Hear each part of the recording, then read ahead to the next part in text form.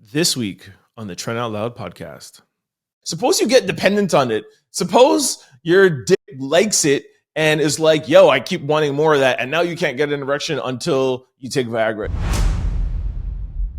What up? It's your boy Trent Out Loud, and I'm back with another episode. Let's go. All right. What are we talking about here today? All right.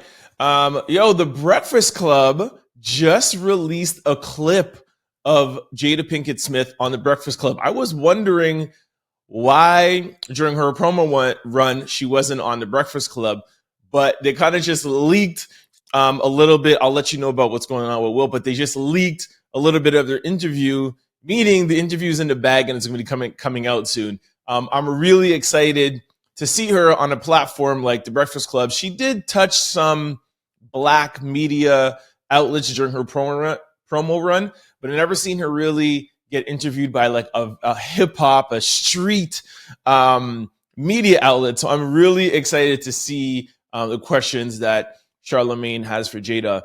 Anyways, let me tell you about the clip they put out and what they're addressing. So Will Smith's ex-friend, all the details are not out right now, so bear with me, but one of Will Smith's ex-friend tried to extort him, and Will was like, no, I'm not paying you whatever he wanted. So now he came out, he went on Tasha K's. This is Will Smith's friend. Sorry, I know it's a little complicated. Will Smith's ex-friend, went on Tasha K's podcast and said that Will was a flaming homosexual.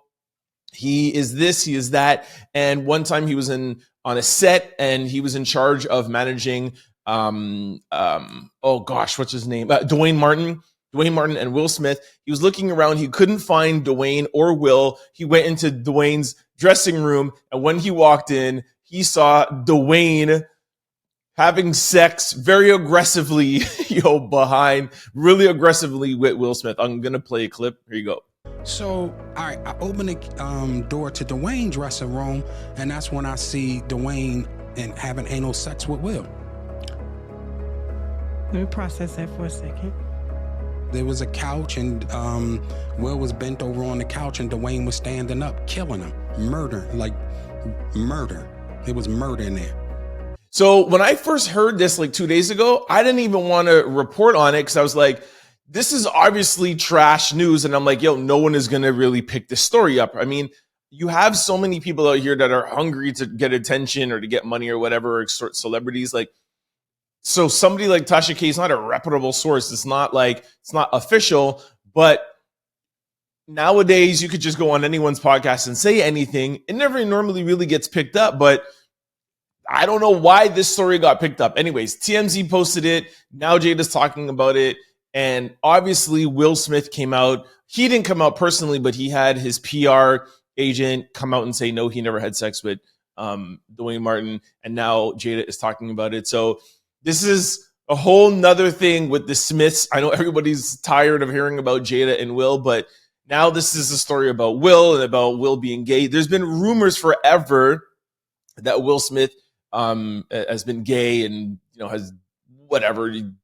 I'm not even really getting into it, but there's been rumors forever. But now we finally have somebody who's actually coming out and saying, I actually seen it with my own two eyes. And you just heard the clip. Like, this guy was like going in. Who am I to say I believe it or not? Like, who knows? But like, who cares? Really? Like, I guess the only thing that's shocking about it is to hear that like, Will's a bottom and he was getting murdered. Like, that's the crazy part about it. That is what I find a little bit shocking. If I had to guess, I would guess Dwayne would be on the bottom and it would be Will doing the pounding. But who knows, man? maybe Will wants to be dominated. Who knows? But at the end of the day, who cares, really? You know what I mean? Like, we have so much ish going on right now with transgenders and pronouns and non-binary. And who was it? Wayne Brady came out, said that he's pansexual. Like, if Will Smith is gay or bisexual, who cares? I wouldn't be surprised. But anyways, I'm really more shocked. The thing I am more shocked about is that the bigger news outlets picked up this I don't even know what you called it. What do you salacious? I don't know what the word is, but it's like, it's nothing proven. I could go and say, well, shoot, I saw Will Smith in Montreal and he was, pounding some guy, or he was getting pounded by some guy. Like, where's the evidence? Where's the pictures? Where's the proof? Where's the text messages? Like, where are your receipts, sir? You know what I'm saying? Like, this is clearly BS, but I'm very surprised that the bigger news outlets picked it up. But everybody wants headlines. Everyone wants clicks. Look here, I'm talking about it. But at least I feel like I was a little bit more responsible. I mean, I'm just a small podcast, but I didn't even want to report on it. But now if it's in the mainstream media, it's, I guess it's fair game. You got to talk about it. But anyways, that's the latest in the Will Smith and Jada Pinkett Smith saga. The last thing is that I also heard Jada saying that her and Will are writing a book together on marriage. So who knows? Like, anyways, it's just, I know people are tired of it, but obviously people keep talking about it. People keep clicking and people are still interested. So you're tired, but you love to hear about it and you like to complain about it. So maybe Will and Jada are onto something. Maybe they're at their house laughing about this and like raking in the money. Like, who knows, man. Kim Kardashian is on the cover of GQ Men of the Year. GQ has nominated Man of the Year to Kim Kardashian, and people are in uproar. People are like, there's no manly enough men to vote for Man of the Year. There's too many simps, so this, whatever, blah, blah. Like, I hate to say that they're doing this just for attention, because everybody does things for attention. I do things for attention. I do things for clicks. You want to have, if you have a magazine, you want people to talk about your magazine. You have a podcast, you want people to talk about your podcast. It's what we do. But I'm sorry, when it's so obvious, I have to call it out. Like, GQ clearly did this so that we could talk about it. Clearly did this so that it can make headlines. Like, you're calling somebody Man of the Year. It's not like she had a sex change, or like Bruce Jenner, now Caitlyn Jenner. She was Woman of the Year. I think it was on Vogue, or I can't remember the magazine, but that was a little bit of an uproar. So it's just like, you could tell what GQ is doing, but obviously, everybody in the media and the entertainment industry does that. But I mean, do I have a problem with it? I mean, look, I think there's a lot of men in this world that are doing. I think there's enough men in this world that are doing something positive enough that you could find a man to call Man of the Year. And by the way, let me tell you, they gave Kim Kardashian Man of the Year because she's expanded her Skims line to now for men, and she's the official sponsor of the NBA. So that's the correlation on why she's Man of the Year, because she's branching out, and Skims is $1 billion company. And shout out to her for doing that. And now that I think about it out loud, it kind of maybe seems to me like kind of some promo. You know what I mean? It's like, hey, GQ, we're trying to get into the, in the men's world. We just did this. Hey, here's, can you do this for me? And I'll do this for you. You know what I mean? Like, that's how it works. So that's probably what it was. But at the end of the day, I think something as coveted of Man of the Year, I think we have enough men in this world that are doing enough good things that spot should go to a man. But hey, I don't think it's really a big deal. Chad Ochocinco, my guy. I love Shannon Sharp and Ocho's podcast.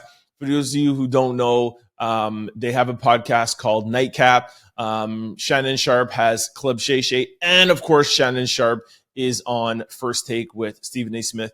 Shannon Sharp is making moves in the media, streaming, podcast industry, and I'm all for it.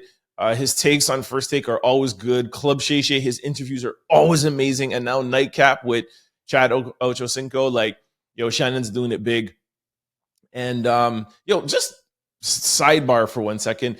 Do you guys notice how many celebrities are doing podcasts and YouTube shows, et cetera, et cetera? Like, for example, Stephen A. Smith makes $20 million a year on First Take as an analyst, a sport analyst, and now he has his own show on YouTube, the Stephen A. Smith Show. So that's just showing you how powerful, I mean, we all know how powerful online is, but that's just showing you really where the future of media is. And it's not anymore trying to be a talent on a show. And it's really just having your own show, your own avenue on YouTube or on a platform, and streaming it out. That's the money. That's where the future is. And I got my own show. So shout out to me for being ahead of the curve. So if Stephen A. Smith is trying to do what I'm doing, then shout out to the Trent Out Loud podcast. Anyway, so let me get back on track now. Wow, I just really took a minute out to toot my own horn. That's a little arrogant of me. But if you don't love you, who's gonna love you? Shout out to me. All right. So Chad, so Ocho Cinco and Shannon Sharp were on their podcast, and somebody asked, was it true that Chad, that Chad Ocho Cinco used to take half a Viagra pill? Sorry, they asked him if he took a Viagra pill while he was playing football. And he came out and he was like, yes, I did. I took half a pill and a Red Bull. And he's like, obviously not for sexual reasons because he's on the field, he's playing football, but he took it because Viagra, we all know, increases your blood flow. That's what gives you an erection. And he said he took half a pill, mixed it with Red Bull, and it was as like an enhancing drug. Ocho, is it really true you took Viagra during games? Yeah, half a pill. Why you try to be out on the field with wood like that? You understand what the pill does. Just one up under your tongue, about 30, 45 minutes? Yeah, listen to me. It's an enhancement with the increase in blood flow. But if you take a half a pill before a game with a little bit of Red Bull, it turns into a performance enhancer. So you got a boost with that energy drink and the blood flowing. Bingo! And I'm out there going crazy. I'm out there going crazy on the half of Viagra. This is one of the reasons why I feel I'm one of the best ever. They asked me, Ocho, do you still take Viagra? Oh, I don't need it no more because I'm not playing football no more. I can neither confirm nor deny. No, I ain't gonna lie to you. I'm talking about me. I ain't talking about you right now. Oh, you take it? I might have dabbled once upon a time. You know what I'm saying, Ocho? We family, and the people that's watching, I consider you family, so I'm gonna give it to you raw. No, don't do that. Ooh, raw for real. That's crazy. But it's actually pretty smart when you think about it, right? Like athletes, and the more increasing your blood flow, the more adrenaline you have, the more, protected your muscles are. So who knows? Maybe this is a new thing, and we have a new, but it's like a new word I'm looking for. You got a new purpose for Viagra, and it's not just for sexual reasons. So anyways, shout out to Chad Ochocinco for putting us on to game, yo. I'm still not going to try it, FYI. I don't know. It's always just scared me. I think, listen, when there comes a time, when I need to use Viagra in my older years, I will at that point. But I feel like I know some guys that kind of play around like, let me take half a pill now or whatever, just to see how it is, even if they don't have a problem. I am afraid of pills. When I have a headache, I don't even like taking Tylenol. Like I gotta really be in a bad space, or after an operation, if you have whatever painkillers or whatever, even then I don't like taking pills. So to take a pill, nah, man, that scares me. Performance enhancement, sexual wise or whatever. And then I'm afraid that suppose you get dependent on it. Suppose your dick likes it and is like, I keep wanting more of that. And now you can't get an erection until you take Viagra. No, I do not play with that at all. I'm not playing around with that. When I'm at the age where my ish ain't working anymore, then I will use it sexually or performance enhancing. But anyways, shout out to Chad. He did his thing. Keep using your shit, bro. Tupac Shakur, has the potential to win his first Grammy, which is crazy because Tupac is Tupac. And this is his first nomination. It's not for music, but it's for a docuseries. I'm not too sure how a docuseries gets nominated for a Grammy, but maybe there's sort of like the soundtrack to a docuseries now gets put into now there's probably a classification in the Grammys for musical and the docuseries. And the docuseries is Dear Mama. It's on Hulu. It's supposed to be a really dope docuseries. I might try to check it out this weekend. But I thought that was really cool that Tupac Shakur, even in death, this guy is still getting awards and he might get his first Grammy. So I really hope that the Academy, just by default, like, yo, he's Tupac Shakur. He should be Grammy award winning artist, Tupac Shakur. That would be dope. So I hope he wins. Staying with music, Andre 3000. I talked about this yesterday. Andre 3000 is putting out an instrumental album. On the cover of the album, he just wants to make sure that people know that this is not a rap album. So like, there's a warning that's like, there is no bars. Like, I am not rapping. But I heard a quick little snippet somewhere where he explained, and he wanted to do a rap album. And he said that this is the only thing that came out of him. He went into the studio and then he was trying, and it's not that he can't rap anymore, but just his artistic expression came to a flute, an instrument, and then it just came into this, and it's now an instrumental of him kind of like playing instruments. And he said that he didn't even know about chords and notes and stuff and melodies, and he just learned it along the way. So I thought that was cool to he's at a place in his life where he's not trying to be on the radio. He's not trying to have a number one song. He's just being an artist, and whatever his artistic expression is, he's following that. And I just thought that was really, I just thought it was really insightful. Like, I just feel like most of us don't necessarily follow what our heart is telling us, and we follow more what our mind is telling us and what our pocketbooks are telling us. And obviously, he has the ability to do that because he's rich and famous and successful already. But hopefully, it inspires people out there, especially people who are artistic, to just follow your passion and follow what your heart is telling you. And sometimes the reward for following your passion could be greater than following what your mind is telling you to try to get some riches. So anyways, I just thought that was insightful. Yo, let's get into some sports news. Yo, Draymond Green is crazy. I fully love him. Yesterday, the Warriors were playing the Timberwolves, and I don't know the whole details. I think it had to do something with Klay Thompson, and somebody fouled him. Anyways, Draymond Green was on the other side of the court, saw the scuffle. It was a little pushing, shoving, or whatever. Draymond Green ran over and put Rudy Gobert, y'all know I'm really bad with names, I think it's Gobert, Rudy Gobert, in a chokehold and literally like dragged him across the court. Like, Draymond Green is the best teammate in the world. He's like the bruiser when there's like a bruiser in hockey. This is who Draymond Green is, man. He is the bodyguard. He is the enforcer. Oh, that's what they call him, I think, in hockey, the enforcer. Yo, Draymond Green does not play. This is the second time that Draymond Green has been ejected from a game in a week. But I'm all here for it, man. I love Draymond. I love the passion. I love how crazy he is. And now come to thinking about it, maybe Jordan Poole might not think that he's the best teammate, but I digress.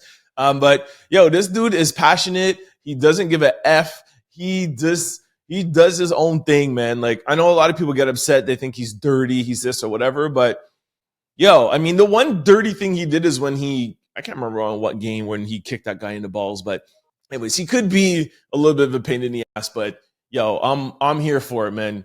Draymond, do your thing. Protect your teammates. I like it. And lastly, yo, what is going on with the Clippers, man? Since they drafted Harden, they're officially 0-6. They have lost 6 games in a row since they got James Harden. It's mind-boggling to me that you have Russell Westbrook, James Harden, Paul George, and Kawhi Leonard, and you guys can't win one game, man? It's crazy, man. Ty Lue is your head coach. Like, I understand you need time to get things together, but yo, they are looking horrible out here, and this is like such a bad look for James, man. I was watching First Take the other day, and I forgot how many teams that James Harden has jumped around and been on. in the past 3 years, like from Philly to Brooklyn to Houston to like it's 4 teams in like 4 years. Like it's crazy. And yo, man, like I said, I've never been the biggest Harden fan, but I mean, the guy is super talented. You know, like Stephen A. Smith calls him box office. Like these guys are box office, but yo, this if they don't pull their ish together, yo, I don't think James Harden is going to be in the NBA anymore. Like this guy is messing ish up out there. And I like Kawhi Leonard. I like the Clippers. As you guys know, I am team anything but the Lakers. I need amazing teams in the West Coast. I mean, I don't think LA is going to make it very far into playoffs anyways, but yo, if I want the Clippers to beat them, I just anything but the Lakers. Like how Stephen A. Smith doesn't like the Cowboys, I am anti-Lakers. Well, I'm more. Let me just clarify something. Whoa, because I just thought something in my head. I'm a Kobe Bryant fan and super fan. Top 2, Jordan and then Kobe. For those of you who follow the podcast enough, I love LeBron James as a person, like how I talked about Cardi and Nicki Minaj yesterday. You got to separate the person from the artist. So LeBron, I love LeBron as a person. I don't think there's anybody better in the NBA. Off the court, as a family man that thinks he does for black rights, black families, et cetera, love it. But just as a player, I don't like him as a player. Everybody has their choice of who they like or whatever, blah, blah. But I'm just saying, as a player, he's not my kind of player. I'm not a LeBron James fan on the court. Super talented, but this is why I don't go for Lakers, because I don't want LeBron James to win another ring. I love him. This is just my little fun thing. Super dope guy. Love him. But yo, he's not my cup of tea. Kobe, I didn't even like when he went to the Lakers. I don't think he should have ever been a Laker. No, I don't want him to bring LA another ring. I don't want LeBron James to get another ring. I want him to retire at 4 rings. I want Kobe to have 5, Jordan 5, Kobe 6, and then hopefully we get LeBron out of the conversation as the second best or the GOAT. Nah, bro, it's Jordan and Kobe. So this is my reason why I hate LA, for those of you who care out there. Anyways, that's it. That's my time. I'm out. Peace. Don't forget to like, comment, and subscribe. It's your boy, Trent Out Loud. Peace! Go to signupexpert.com/Trent. And then once you sign up for all betting apps and get all your bonuses and get all your rewards, go to your app store and download BetStamp and use promo code TOL.